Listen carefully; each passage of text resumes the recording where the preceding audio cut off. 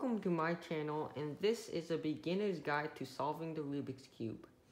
The backstory of the Rubik's Cube actually starts way back in 1974 when a Hungarian architect by the name Erno Rubik invented the Rubik's Cube as a working model to help explain three-dimensional geometry.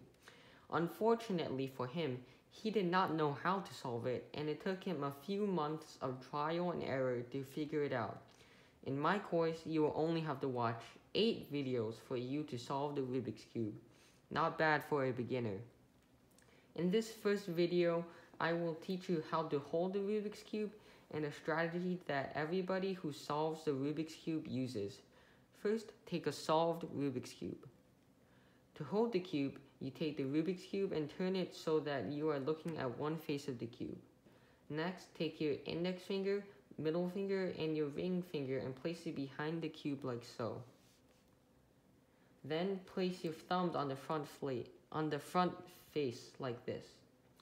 There you have it. That's how you hold the Rubik's Cube. Now we can learn the strategy that helps you solve the cube. There are many different ways to rotate the cube. There is this way, or this way, or this way. So, to make it less complicated, people have devised a system of naming the different ways to move the cube. Today, I will teach you 2 of the 6 names. The first movement is called R. R stands for the right side of the cube. Whenever you see the letter R, you move the right side of the cube up clockwise like so. Starting from the holding position, move your thumb down and the other fingers up.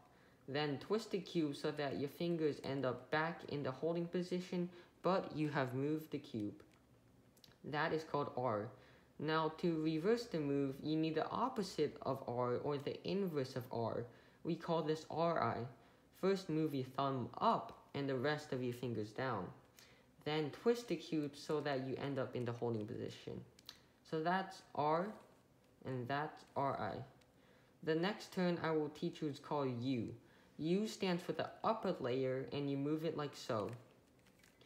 Using your right hand pointer finger, push the top layer left until the cubes line up again.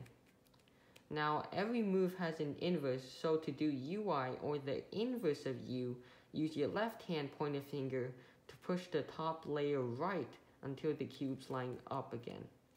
With these 4 movements, you can learn the first algorithm. This is very simple.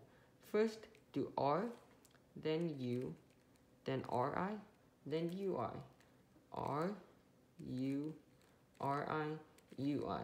Now, if you continue to do this algorithm, it might mix up the cube at first, but eventually it will solve itself. Thank you for watching.